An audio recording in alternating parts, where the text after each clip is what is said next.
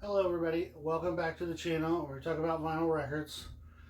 This is a video that I've been putting off for a while, and today's the day. My top 10 favorite Beatles albums.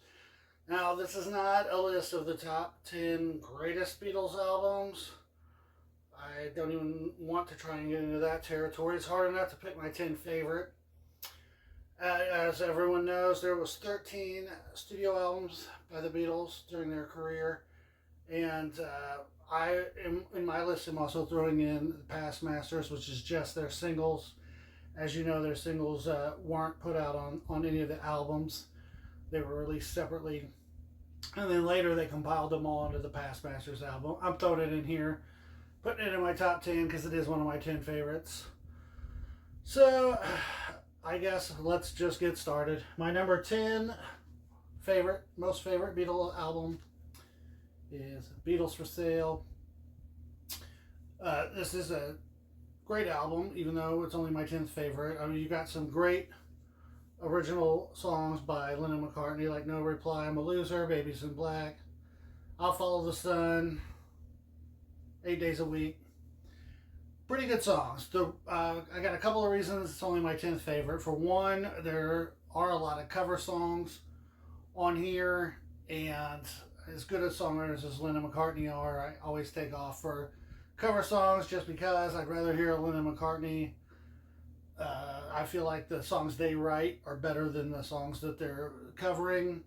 The Buddy Holly cover is pretty good on here, but other than that, I'd prefer to hear some Lennon McCartney's. The other reason that it's only my 10th favorite is coming right after A Hard Day's Night, which is a lot higher on my list. It feels like a little bit of a step backwards after A Hard Day's Night. That's just my opinion. Number 9, my number 9 most favorite Beatles album. That's where I put A Past Masters. Now, of course, this is a double album, and it's just all their singles. So, of course, there's a lot of great songs on here. I mean, Day Tripper, We Can Work It Out, Paperback Writer, Revolution, Don't Let Me Down, The Ballad of John Yoko, Lady Madonna, all the singles. And as great as those songs are, that's also why it's only my number 9 spot, is because those are the songs that I guess you could say are a little bit overplayed. I mean, as a Beatles fan, of course, you love all the Beatles songs. These are the ones you hear on the radio all the time, and probably the ones you've heard the most, and they maybe you just heard them a lot. And also, the first album of this double album, it's got their earlier singles, and I don't know, there's just some of them aren't that good, I don't think. I'm not that big of a fan of Yes It Is or I'm Down, I Call Your Name, even She Loves You and Love Me Do aren't really my favorite Beatles songs. And then they do these songs in German. It's okay. And I mean, it's the Beatles, so what are you going to do? But it's only my number 9. I've got 8 more albums that I prefer. And this is where it gets really difficult because the top 8, I mean, they're all great albums. I love them all. It's really hard to put them in order. That's why this is dumb to even do this. But anyway, number 8, I've got Help. Great album, great songs. Of course, the title track, You Got to Hide Your Love Away, Another Girl, You're Gonna Lose That Girl, Ticket to Ride. Yesterday is on this album. It's a bunch of classic songs. The reason that it's only number 8, again, is because of the cover songs on here. Ringo's cover of Act Naturally, it's okay, it's not great. And then Dizzy Miss Lizzy coming after Yesterday to close the album is, I don't know, I've always thought that was kind of weird. They should have just closed the album with Yesterday, probably, and then that Dizzy Miss Lizzy comes in after that, and I don't know. I don't care for the way it ends. Usually when I listen to this record, I just stop it after Yesterday. It's a great album, and it's my 8th favorite Beatles album.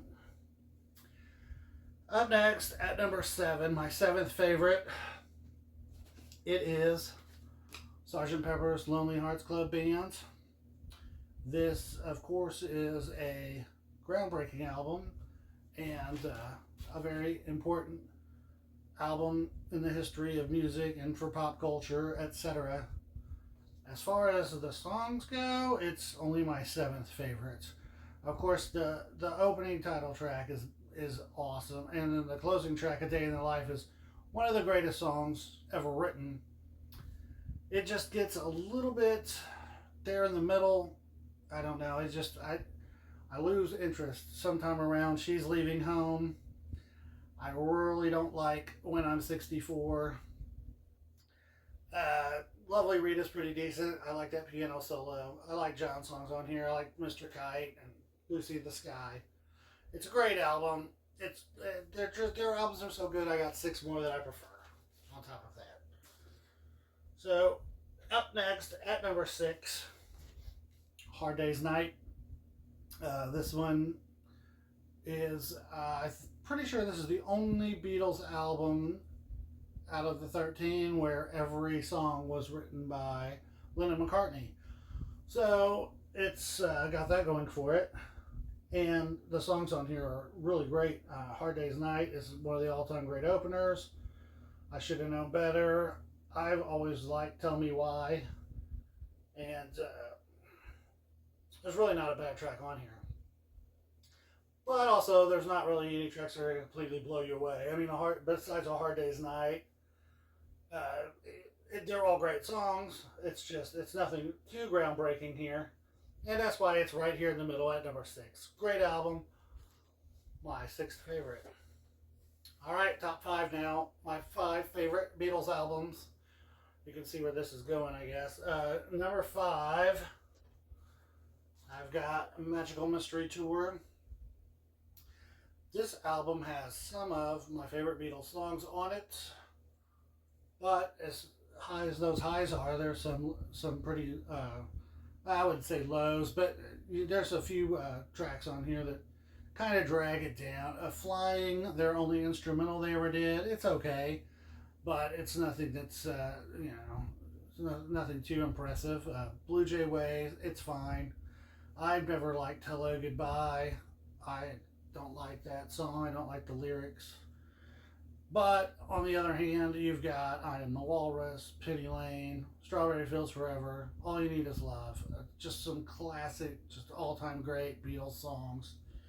And it's good enough there to move it into my top 5 Beatles albums as far as my favorite ones. Now the top 4, and really, these are all great.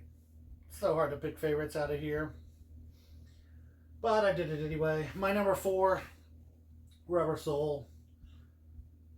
This is a great album.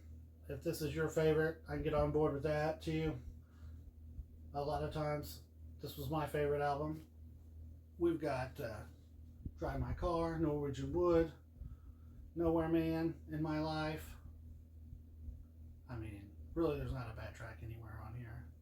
Except maybe "Run for Your Life" at the end. It's not the best thing. I know in recent years it's really taken some heat, but it wasn't even cool then, really, and it's not that good of a song. But it's the only thing, I guess, that would keep it from being a little bit higher on the list. Still a great album, and has always been one of my favorites. All right, top 3. My 3rd favorite Beatles album. This is really difficult. Even now I'm thinking about changing the order. I'm not going to do it. I'm going to stick to it. My 3rd favorite Beatles album is "Revolver." And this is, it may be their best album. This one or the next one. I will admit that this is maybe their best work. I mean, there's nothing bad you can say about this. It's got, I mean, from the opening track all the way to the end, it's just perfection. This is a masterpiece, and it's why it's my 3rd favorite Beatles album. It's great right here.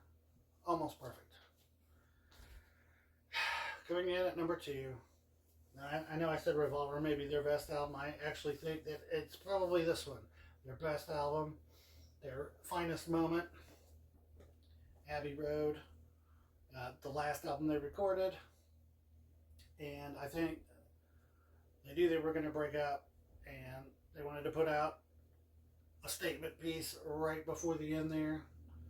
And this is it. I mean, this is just an absolute masterpiece of an album. This here is the box set, the anniversary edition, where it's got the outtakes.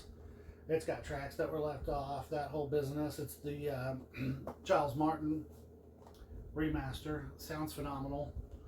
And yeah, it sounds really great on vinyl. I think they bumped up the bass a little bit, and it sounds amazing. It'll rattle your windows. And you guys all know the album. I mean, Come Together, Something, Here Comes the Sun, two of George's best songs ever. And then that medley on side two is just, it's a masterpiece. I mean, they went out on top. I Want You, She's So Heavy, amazing. Great album, probably their best. But that's not what I'm doing today. I'm not ranking them in the order of how great they are. I'm just ranking them in the order of how much I liked them. So here it is. My all-time favorite Beatles album. You can probably guess what it is. The White Album. And I know this album has got plenty of flaws and songs that when a lot of people listen to this album and they're like, why would they make a double album? There's so many songs you could leave off here.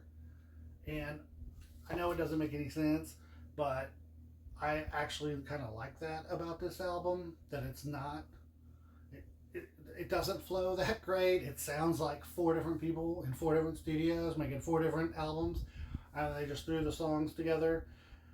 That's actually what I like about it. I mean, you've got the like folk songs like Mother Nature's Son and Blackbird and stuff like that.